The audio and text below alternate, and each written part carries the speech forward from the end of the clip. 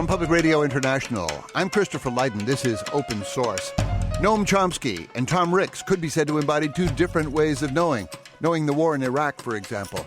Chomsky is the Einstein of language theory, not a military strategist. He got to know about Iraq by reading up and thinking hard before the U.S. invasion. For example, about a major problem in the Shi'ite majority, which in any kind of Iraqi democracy would want to align with the Shi'ite state of Iran. That was the last thing the U.S. wants, Chomsky saw in advance, because Iran is the U.S.'s next target, as now it seems to be. Tom Ricks is a Pentagon reporter who covered the war room and the fighting day-to-day for 4 years, compiling his top-of-the-list bestseller, Fiasco, about a bad war plan badly executed.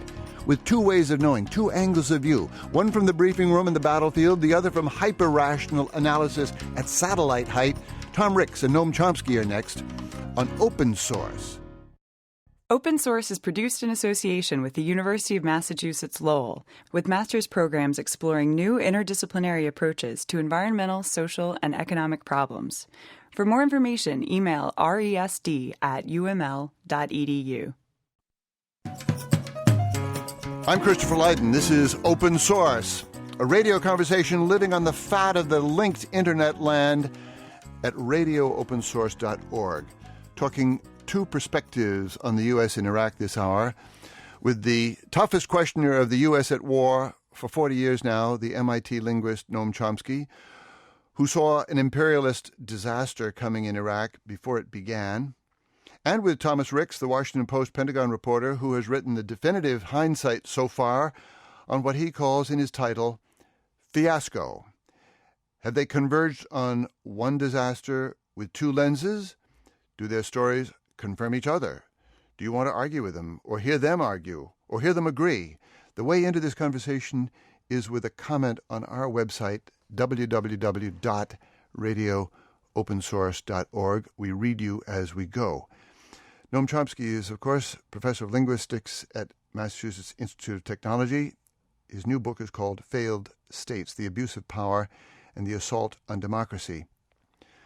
Noam Chomsky, let's work back from the news of the Israeli-Hezbollah ceasefire in Lebanon. You had your own remarkable first tour of Lebanon just 2 or 3 months ago, and you got to know Hassan Nasrallah. May I just ask, didn't everybody lose that war? If you're talking about people, everybody loses most wars. If you're talking about leadership, well, the ones who start wars and organize them, maybe not. Lebanon lost, Hezbollah got badly beat up, Israel got scared, the United States got embarrassed. Well, Hezbollah won a huge victory as far as the leadership is concerned. They're now probably the most popular group in the Arab world. They're even in Lebanon, with it not terribly popular. Their support for them is overwhelming. The latest polls in Beirut showed about 87% support for Hezbollah resistance to Israel.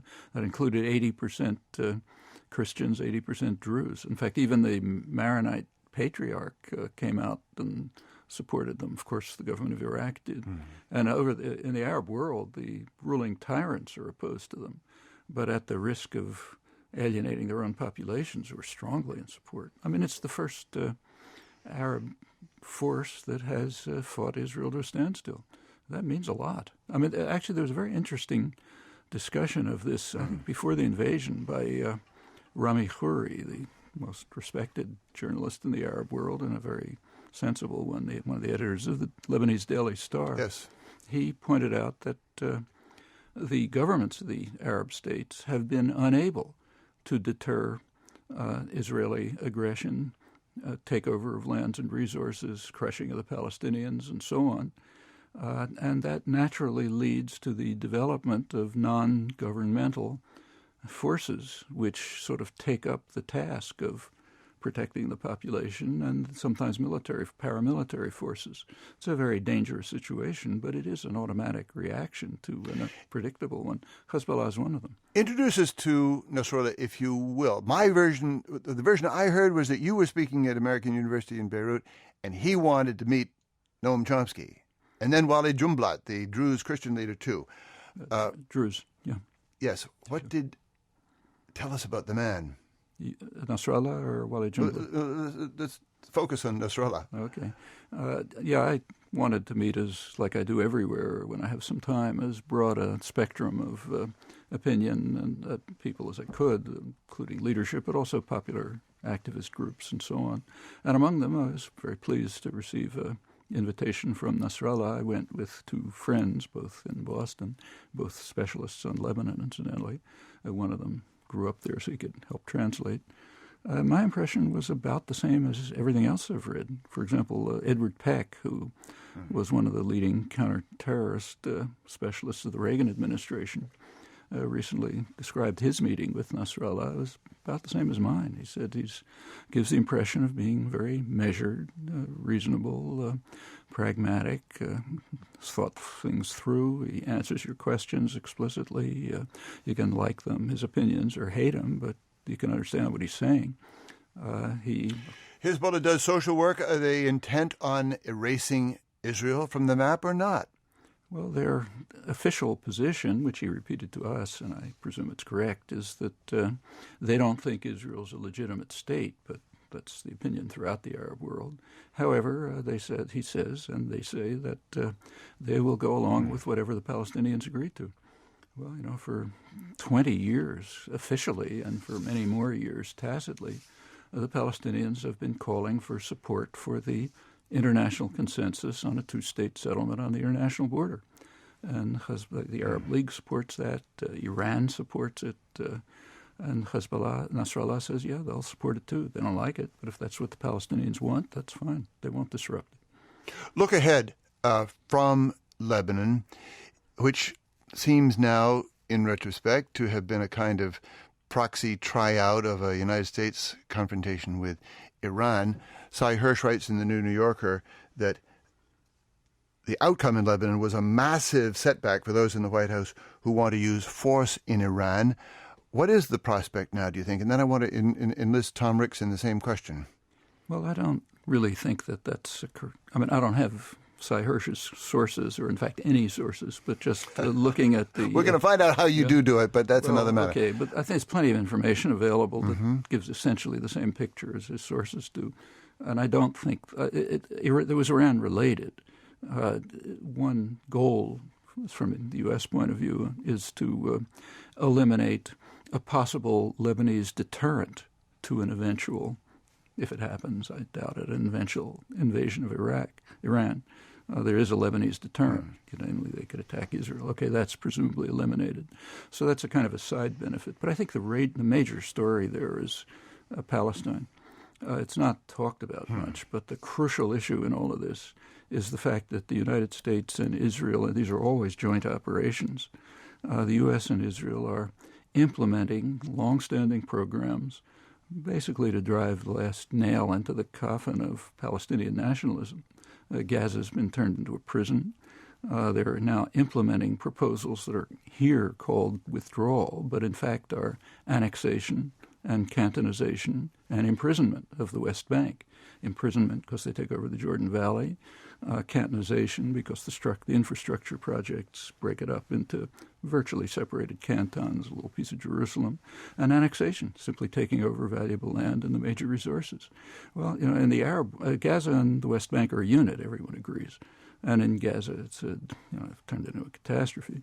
The only support, meaningful support, that the Palestinians are getting in the Arab world, or in fact anywhere, is Hezbollah. And it therefore follows that Hezbollah has to be destroyed. Well, Hezbollah is deeply integrated into Lebanese society. That's why they bombed South Beirut. South Beirut, it's just a poor slum, But it's people, or Nabatea, where I also was. Yeah, I got it. It's Shi'ite.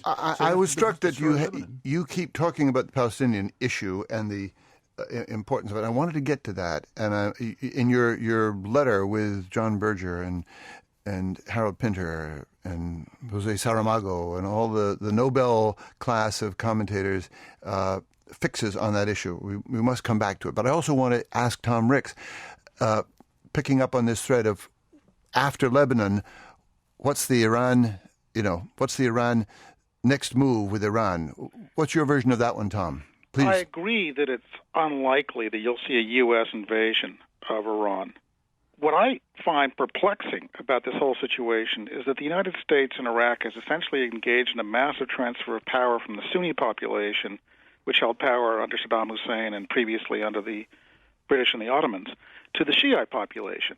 One of the major beneficiaries of this transfer has been Muqtada al-Sadr, a radical Shiite cleric, who recently mounted a huge demonstration in support of Hezbollah. So here we are empowering an ally of Hezbollah in Iraq. I don't get it. This is a guy who 2 years ago militarily confronted U.S. forces, killed many U.S. troops with his militias, and is now a major figure in the new government. I mean, I'd like to hear Professor Chomsky's interpretation of that. It's not a loaded question. I just don't understand it.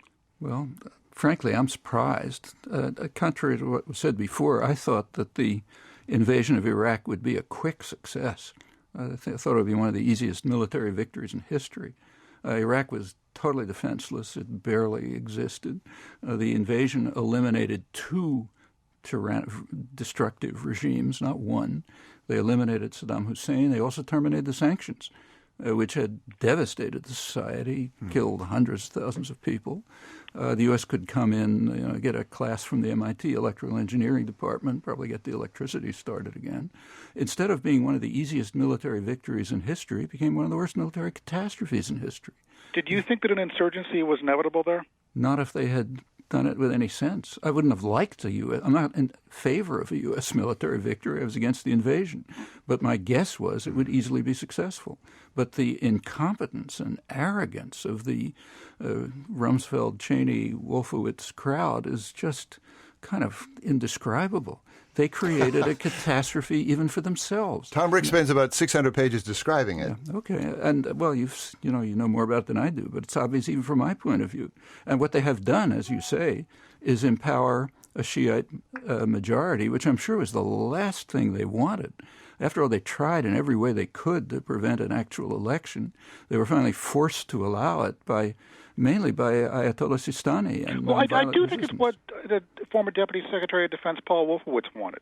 Well, I think he really did believe that we should go in and set up a democracy, and in Iraq, that's always meant Shiite power. Okay, but see, he's just an ideological fanatic. I don't think anyone who knew anything about Iraq and wanted and anticipated that. I mean, just think how that's a nightmare for the United States. If there's a Shiite majority and it's got some sovereignty and it's moderately democratic, of course it's going to link up with Iran. It's not just Muqtada al-Sadr. I mean, the prime minister also denounced the invasion of Lebanon. The parliament voted, I think, unanimously or close to that to denounce. But what do you make of the U.S. effectively transferring power to an ally of Hezbollah in Iraq? I mean, I think it's just sheer stupidity. You think it's just a series of mistakes they didn't see happening? Again, I don't want them to succeed. I think the Russians could have done better in Afghanistan, but that doesn't mean I favor the invasion. They hoped to be able to install a traditional client state that does what the U.S. wants them to do. They couldn't do it. Hold the thought, because we've got to take a short break. But all of this, strangely enough, you wrote, Noam Chomsky, in 2003, before the invasion. We're talking about Iraq in hindsight. Hi, this is Brendan. I'm the open source blogger-in-chief. We have 2 empty chairs in our office. They make us sad, and we want to fill them. We are looking for fall interns. Interns who will not be making coffee, but who will actually be researching, writing for the website, and producing for the show. We treat our interns well, we train the hell out of them, and we trust them with very important things. If you see yourself in our office, click on the link that reads Fall Internships at radioopensource.org. Open Source is produced in association with the University of Massachusetts at Lowell and WGBH Radio Boston.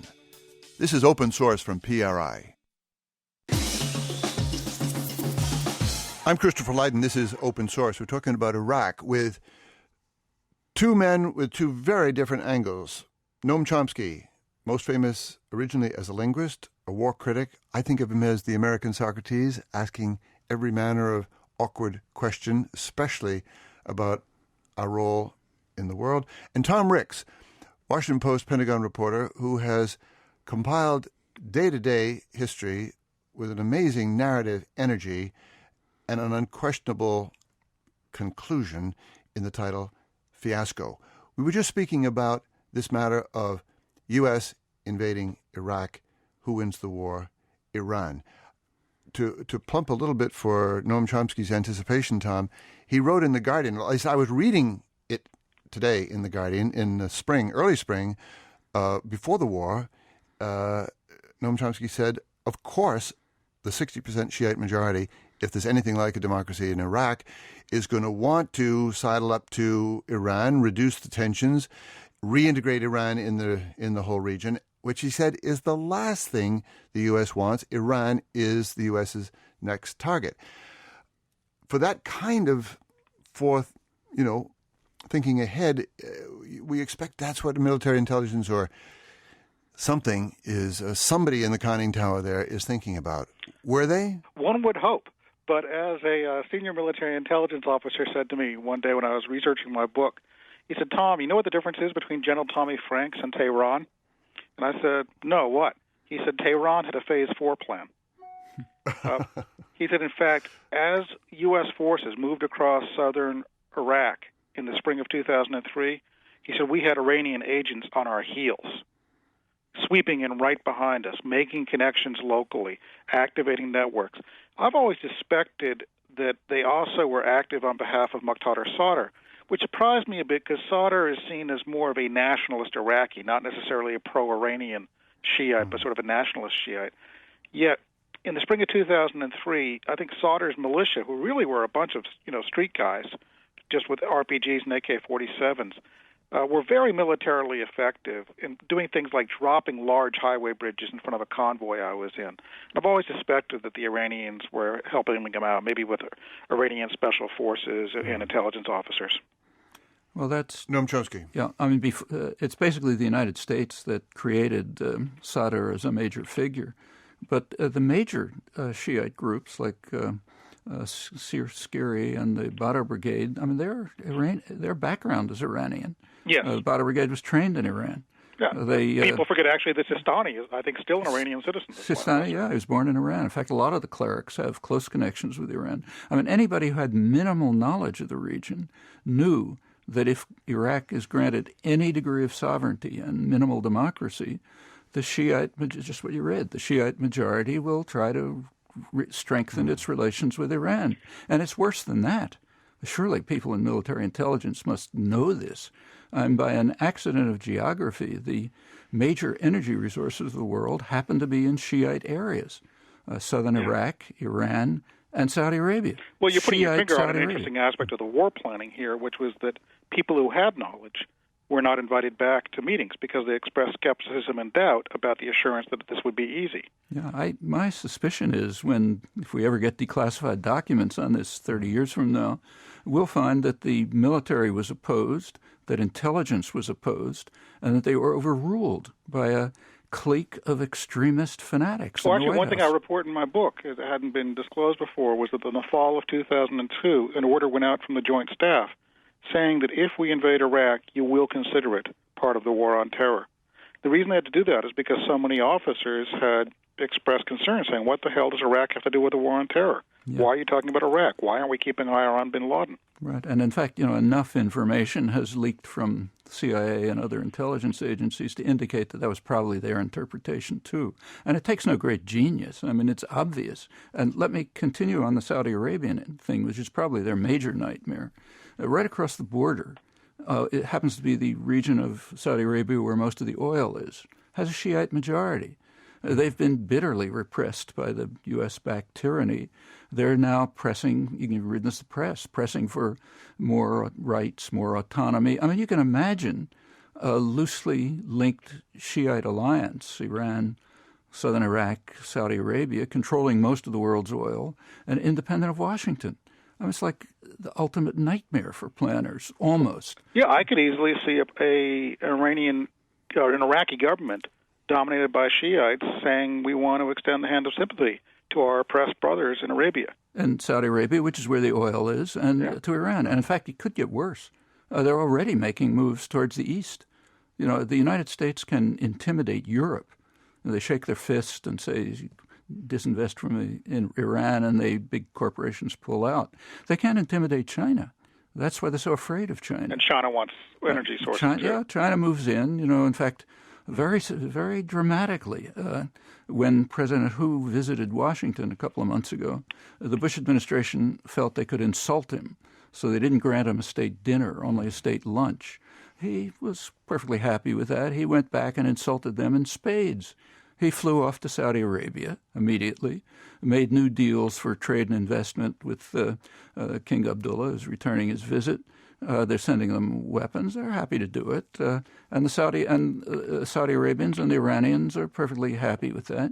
The Bush administration planners have succeeded in threatening what was one of the core principles of U.S. foreign policy since World War II, namely controlling the world's energy resources. But also, they decided after 9/11 that stability was no longer our goal in the Middle East.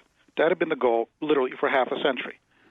We want stability really at all costs in the Middle East. This is Wolfowitz doctrine. Wolfowitz, and yes, especially Wolfowitz, but others around him would say, I remember being told in interviews, they'd say containment was the part of the problem. Containing Iraq was part of the problem, and if you liked 9/11, keep up a policy of containment. And so stability became not the goal, but the target of U.S. policy in the Middle East. And they were going to, quote-unquote, drain the swamp. So in some ways, you still see them arguing that line, that what you're seeing now is the birth pangs of a new Middle East. What do you make of that, Professor Chomsky, this idea that the U.S. goal in the Middle East is now instability rather than stability? Yeah, I don't really believe it. I think they want Wolfowitz I'll put to the side. There's a reason why he was kicked out of Washington. He was just an embarrassment. But Rumsfeld and Cheney are there, Rice is there, and they're rational people. I think they wanted the kind of stability that the U.S. has, say, and tries to have in Latin America and elsewhere, namely subordinate regimes. They're not trying to overthrow the government of Saudi Arabia. That's the oldest and most valued ally of the United States. It's part of U.S. support for radical Islamic fundamentalism. Well, let me pursue that with you. Why then the trashing of sort of the old line Republican mandarins like Ben Scowcroft and James Baker? Because they were sane. They were thinking through what's going to happen. And these guys are, well, you know them better than I do, they're an extremist group who wants to hold tight authority, run everything in a very authoritarian fashion, and they think they can do what they want. I mean, look at the way they planned the war in Iraq. I mean, anyone with brains could have told them that's going to be a disaster. Tom Ricks, I remember years ago, Tom Winship, then the editor of the Boston Globe, the late Tom Winship used to say, we got to get Chomsky on staff here. Just walk him through the newsroom every once in a while and say, what the hell is going on? Question, why doesn't the Pentagon call Noam Chomsky once in a while and say, does this make any sense? Well, actually, they did. I gave a talk in West Point. If they did, I'd write a story about it. I'd be fascinated. Actually, Tom, you may not know this, but Tom offered me a job at the Globe, suggested that I leave MIT and go to the Globe to pick out stories that they're not covering. I figured that would last for about a week. So, but come on, the Pentagon needs some help. This is a question of judgment and values, but also of have we crossed any T's, dotted any I's? Do we know what in the world we're doing? Well, the military now, I think, is more open to information than it was, partly because going into this war, they've been told, we don't want all these experts bothering us, either military professional experts or area experts who understood Arabic language and history and culture. So when General Shinseki got up and gave his best professional military advice, he was slapped down hard and publicly. Likewise, when area experts said, you really need to think about, these sectarian differences, these demographic issues, locations of energy, they were not invited back. I knew a military intelligence expert who reviewed part of the Annex Bravo, which is the intelligence appendix to a war plan, sent in a list of issues that he had with it, and literally was not invited back to the next meeting because people who raised issues made the occupation seem difficult. And they wanted to tell you that the occupation was going to be easy. Well, I'm interested in your opinion about this, but my impression from outside is that the military themselves did not want the war, but that the Pentagon civilians did. Rumsfeld, Cheney, that bunch. Yeah, during 2002, there was enormous amounts of skepticism about invading Iraq. Why exactly? What new information do you have? And it really took in the fall of 2002 a couple of events when Vice President Cheney got up and said on August 26, 2002, that, quote, there is no doubt about Iraqi weapons of mass destruction.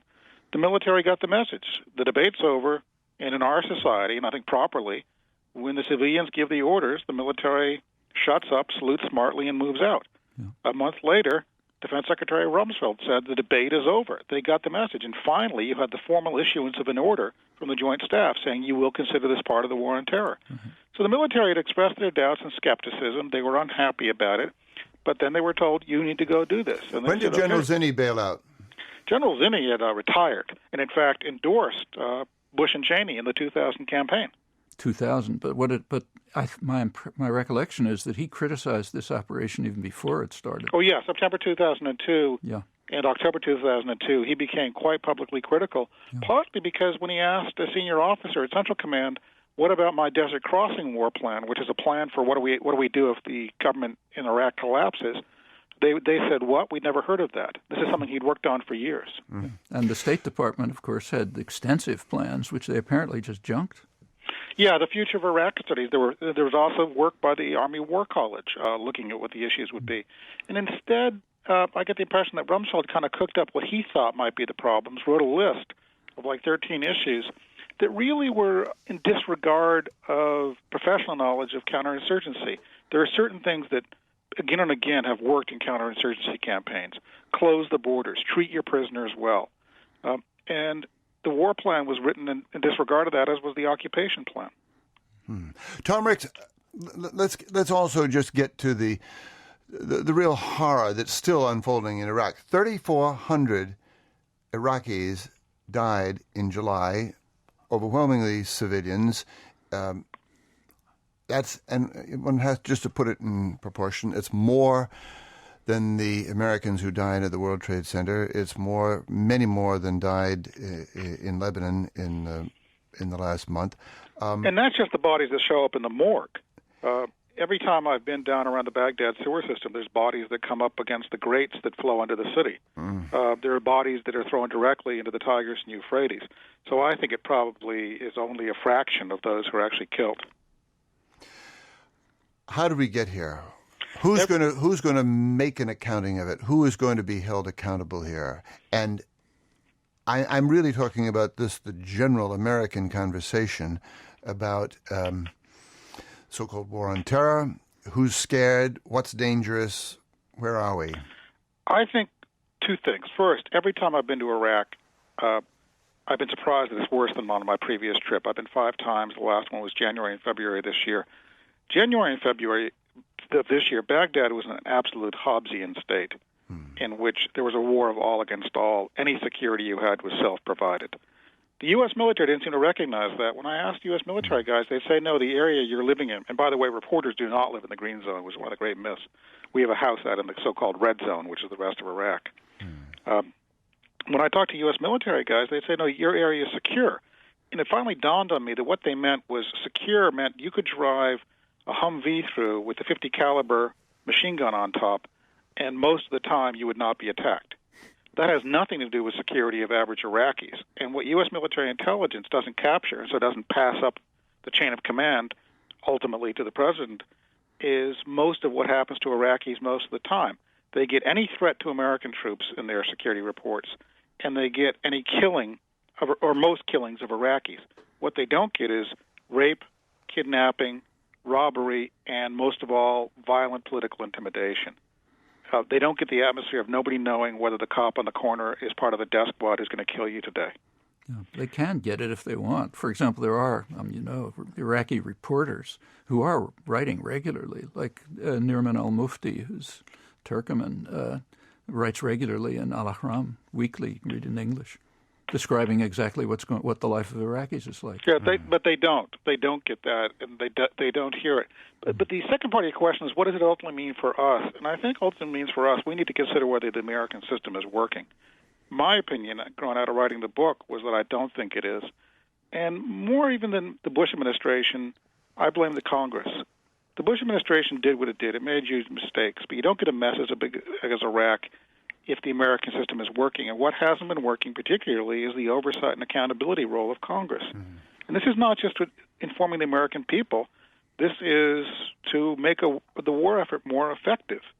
And you've got Republicans in Congress who don't want to ask embarrassing questions, and Democrats in Congress who either don't want to ask questions because they don't want to look weak on defense, and or the media, don't know how to ask questions. The media didn't ask many questions either, and it's given the last month a pretty blind eye. I think that's one of the great myths of our modern times, that the media didn't ask questions. We asked questions. We didn't get answers. We wrote stories. I wrote a story a month before the invasion. I asked the chairman of the Joint Chiefs, "You don't know where the WMD is, do you?" And he said, "No, but I'm confident that once we cross the border, the Iraqis will show us." I wrote these stories. Walter Pincus wrote these stories. Now, yeah, the New York Times screwed things up to a fare thee well, but you're painting with a pretty broad brush if you say the media. Fair enough, Tom. I stand corrected, but I am a New York Times refugee and reader. But you should expand your reading base. I stand corrected, and it's a good point. But I just want to come back to the venerable Pottery Barn rule, which nobody quotes anymore, but it makes a certain moral sense. You break it, you own it, which doesn't mean to say you stay there forever, but that you have a moral responsibility for 3,400 dead in Iraq last month. Where do we begin making that real in our own hearts, our own minds, our own public discussion, our own politics? I would begin with congressional hearings on the conduct of the war. One thing that the U.S. military actually has done better this year is look at the issue of American violence against Iraqi civilians and how it's contained, how it's used, how it's reviewed. One of the things that shocked senior commanders was that there was no Marine investigation of the Haditha killings. It seemed to really not raise an eyebrow when 24 civilians were killed in the course of a Marine operation. But senior leaders, General Corelli, when he heard about this, said, "No, I want that investigated." But I think the point in Congress is just holding hearings, asking commanders, asking senior officers, what have you done out there? How have you done it? What do you attribute these failures to? When Abu Ghraib happens, the military has just tended to blame it on low-ranking soldiers. It's what the military calls different spanks for different ranks. What about leadership failures in Iraq? Why have we not had a single general relieved in Iraq? We've been fighting this war almost as long as the U.S. military fought World War II. Yet 4 years into it, every single general seems to have done just fine. That's such a contrast to, say, Lincoln in World War II Lincoln in the Civil War buzzing through generals until he found Grant, or Marshall at the outset of World War II relieving dozens of senior officers. And the military hasn't asked itself the tough questions, so I'd hope that Congress would begin doing it, and I think that actually would begin the process of informing the American people about what we're doing there and how we're doing it. Well, you wonder, and maybe the Joe Lieberman setback in the Democratic primary could be taken as a cue. We're talking about Iraq with two men, very different perspectives, Noam Chomsky from MIT, Thomas Ricks from the Pentagon desk at the Washington Post. This is Open Source from Public Radio International. We'll be back. I'm Christopher Lydon. This is Open Source with Noam Chomsky and Tom Ricks, two very different kinds of critics of the war in Iraq and American policy in the Middle East the last 5 years, and yet there's a lot of convergence here. Noam Chomsky, you remember the Pottery Barn rule. You break it, you own it, and that means maybe in terms of sadness or moral responsibility or financial responsibility or to stay or to go. What's your application of the Pottery Barn rule here?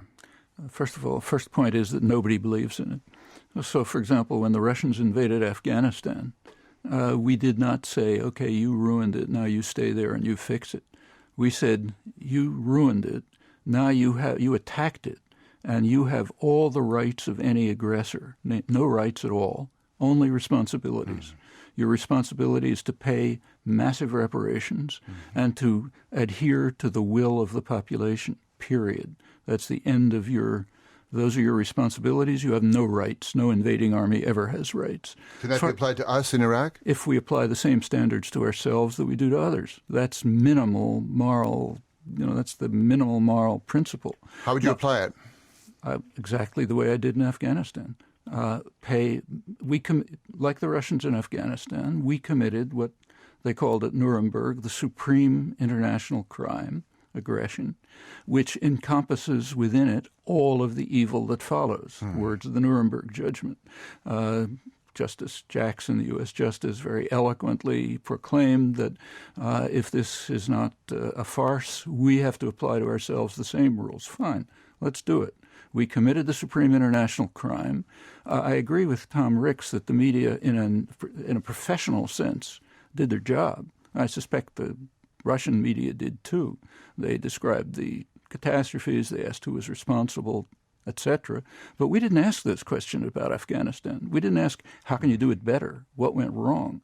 The question we asked, rightly, was, you have no right to do it at all. Now, well, Professor Chomsky, if that's the case, then do you think we should pull out of Iraq immediately? It's not up to you, it's not up to me, it's up to the people of Iraq. We know from U.S. polls that I think the latest poll was on like 85% or so, want a firm timetable for withdrawal.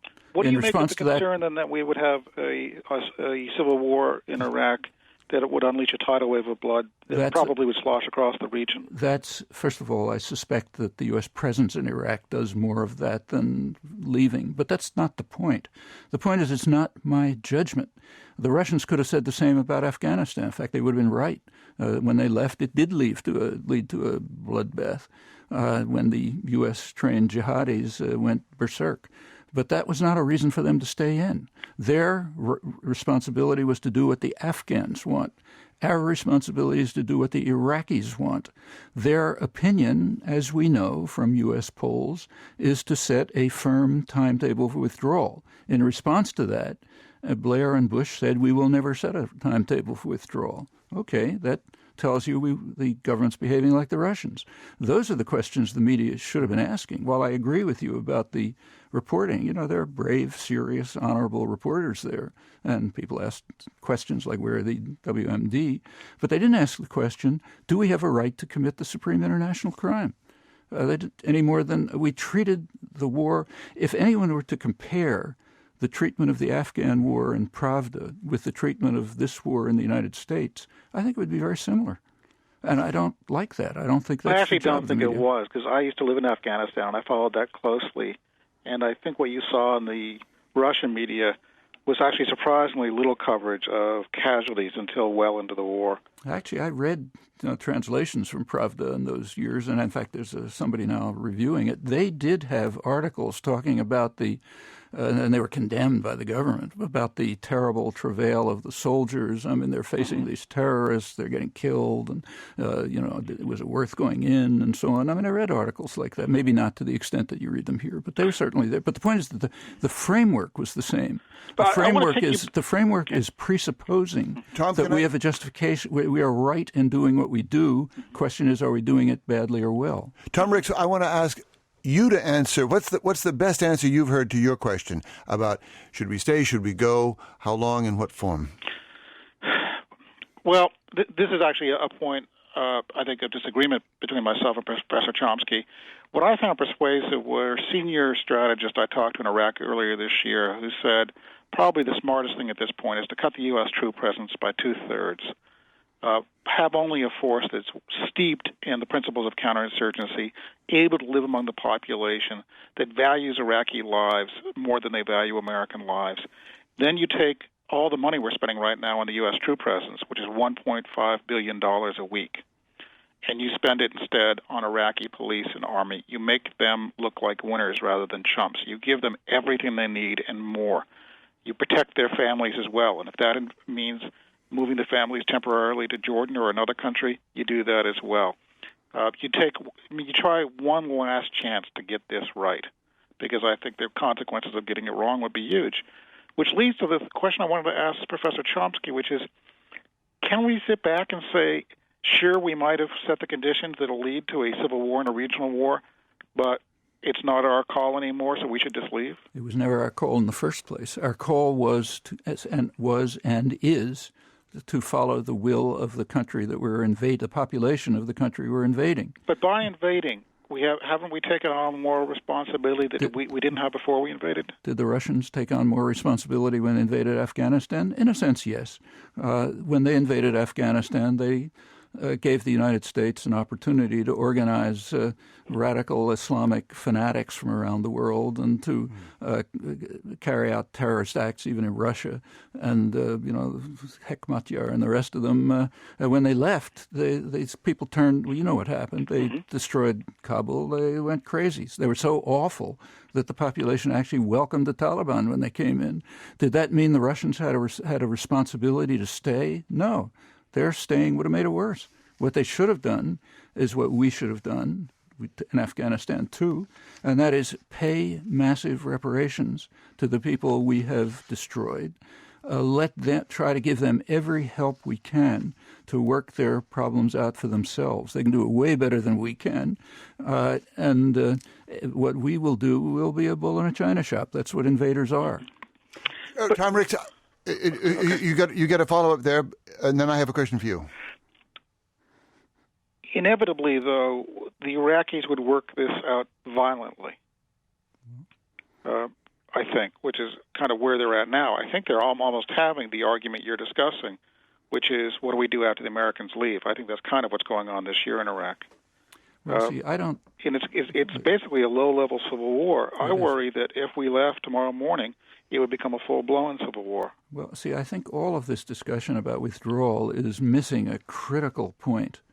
This war is not like Vietnam, in the case, or any of the other analogy, or Afghanistan for the Russians. In the case of Vietnam, the United States could destroy South Vietnam as it did, devastate most of the rest of Indochina, then pull out and gain most of its war aims as it did. Not here. What we were talking about before is critical. For Washington planners, leaving Iraq with any degree of sovereignty and democracy would be an absolute nightmare. We have to face that. We have to face that they are not going to withdraw unless they are compelled to by the American people, because withdrawing would mean facing the likely prospect of losing control of the world's major energy resources and perhaps having even China move in. So how long do you think U.S. soldiers will be on the ground in Iraq? I think they'll be there until the American population forces them out, because planners, whether Democrats or Republicans, are not going to be willing to give up one of the core principles of U.S. foreign policy since the Second World War and British foreign policy before that, namely controlling the world's energy resources. And my best guess is we'll have forces there for 10 to 15 more years. Yeah, I think so, too, until a client regime is set up. Tom Ricks, I want to come back to the question posed by Cy Hirsch's piece in the New Yorker, which is, what do the Pentagon effective managers there, what do they learn from not only the fiasco in Iraq, but now this very sorry adventure in Lebanon? Richard Armitage, of the Colin Powell State Department, says the answer is you can't win this way. You couldn't imagine building a war in Iran on that model. But the question is, does anybody in the Pentagon read results and make corrections, or are we plunging blindly ahead toward a war with Iran? I don't think we're plunging blindly ahead towards a war with Iran, but my impression is the U.S. military doesn't see the Israeli experience in Lebanon as particularly relevant to what it's up to, rightly or wrongly. I think one of the little secrets of the Pentagon is they don't like the Israelis very much. They kind of have had issues with them for years and years. And so they tend to hold them at arm's length. The U.S. military, partly because of the U.S. military structure, Central Command is all in the Arab world, but Israel comes under the European Command. So the U.S. military tends not to know Israel very well and to really look upon it with some disdain. But I'm still wondering about the lesson. Armitage tells Cy Hirsch, if the most dominant military force in the region, the Israeli Defense Forces, cannot pacify a country like Lebanon with a population of 4 million, you should think carefully about taking that template to Iran with strategic depth and a population of 70 million. Well, this might be, I don't know what Cy Hirsch is up to. I've not heard a single person say the U.S. military is contemplating anything like a ground invasion of Iran, especially involving a conventional military force going after a guerrilla force. That's good news. Well, having no sources at all, that's exactly my impression. I think they'd have to be insane to invade Iran with a ground invasion. What I would get, if I were a Pentagon strategist, and I wanted to win wars that I don't think we ought to be in the first place. Let me make that clear. If we were only limiting ourselves to how to win a war and overthrow the government of Iran, what I would be planning is something quite different, and I suspect they're doing. Try to instigate, first of all, try to get the regime in Iran to be as harsh as possible. That's the consequence, immediate consequence of threats against Iran. Actually, I was just talking to Akbar Ganji, one of the leading dissidents this afternoon. That's exactly what he pointed out, and all Iranian dissidents do. The more you threaten Iran with attack, the more power you give to the authoritarian regime and the most harshest elements among them, and the more you harm the democratic elements. So that would be a rational goal for a Pentagon planner. Make the regime as harsh as possible, hoping that it'll stir up internal resistance. Meanwhile, support secessionist movements and groups. There are plenty of them. Iran's a complex society. So support an Azeri resistance movement, support an Ahwazi resistance movement in Khuzestan, the area right next to the Gulf, which happens to be where the oil is and which is Arab, not Persian. And if you can get any pretense of a secessionist movement, even if the CIA created it, then move in and, in quotes, defend it against the government, and then just bomb the rest of the country. Then you've got the oil, you bomb anybody at will, and you don't have to invade. Could I come back to the Palestinian question, because you say it's the core issue, and also because Brent Scowcroft says this gathering disaster all over the Middle East is a cue to go back to basics. They've got the plan. The Saudis are in. The Israelis know what it's about. The Americans know what it's about. The Palestinians know. It's very, very close. And yet Brent Scowcroft's piece in your paper, Tom, a couple of Sundays ago, has kind of gone the way of Sunday supplements. What is the chance, Professor Chomsky? What is the urgency? Who would have to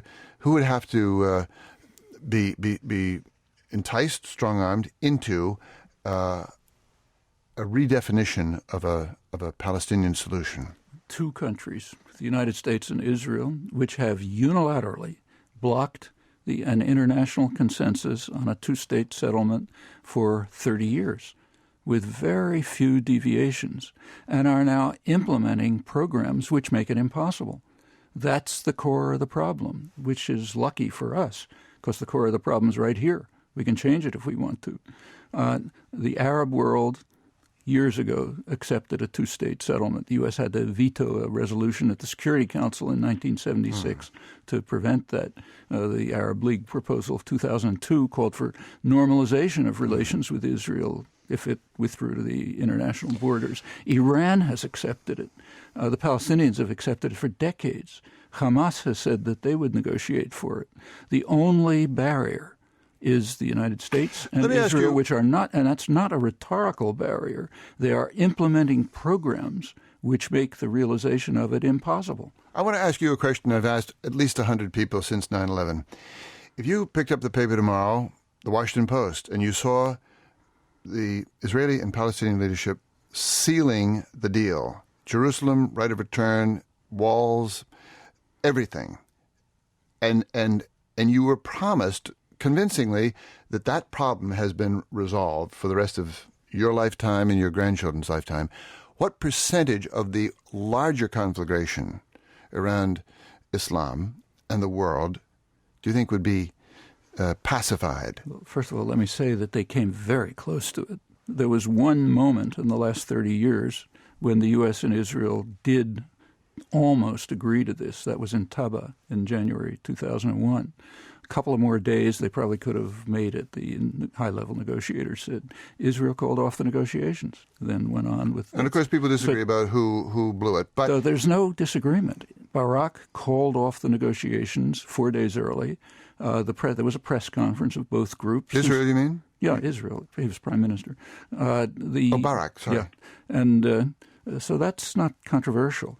then there's still programs. So the Geneva Accord, which is informal but high level, is pretty similar, could be implemented if the U.S. and Israel would agree. How much would that deal with? Well, you can't give a percentage, but undoubtedly anyone who knows the Arab world knows this. This is one of the main elements that's stirring up popular opinion in the Arab world, radicalizing it. What Rami Khouri wrote is correct. I mean, the inability or unwillingness of the Arab states to do anything about this, which is a major issue there, is one of the reasons for the growth and popularity of the paramilitary and other forces. So it would undercut. It's a little like the British in Northern Ireland. As long as the British IRA terror was pretty awful. As long as the British responded with violence, it got worse. It was a gift to the IRA hardliners. As soon as the British started paying some attention to the grievances, and they were real, didn't justify the terrorism, but they were real. As soon as they paid some attention to them, it started to improve. I mean, I was in West Belfast about 10 years ago. It's like a war zone. You go there now, it's like Boston. But you could make a pretty compelling case to get busy on that agenda, seems to me. Yeah. In fact, the large majority of the population of the United States favors it. These are elite decisions. It's bipartisan. It's elite decisions. They have all kind of reasons. We could go into it. But that's the barrier. Now, it's not going to solve all the problems by any means. No. I mean, the problem with Iran, for example, is a different one. That could be settled, or at least approach a settlement, by accepting the Iranian offers to negotiate all the issues, which have been on the table for years. It was just repeated by Ayatollah Khamenei a couple of weeks ago.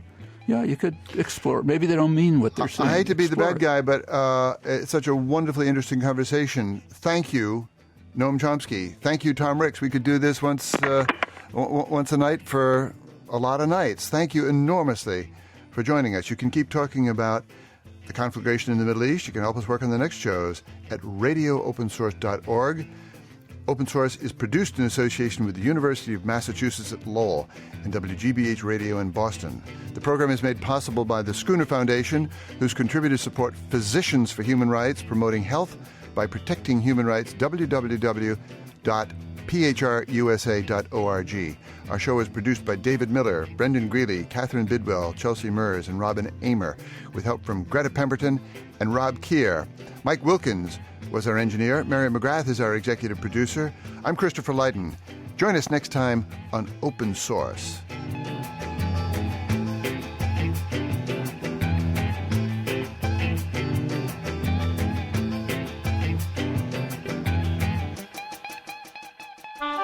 PRI, Public Radio International.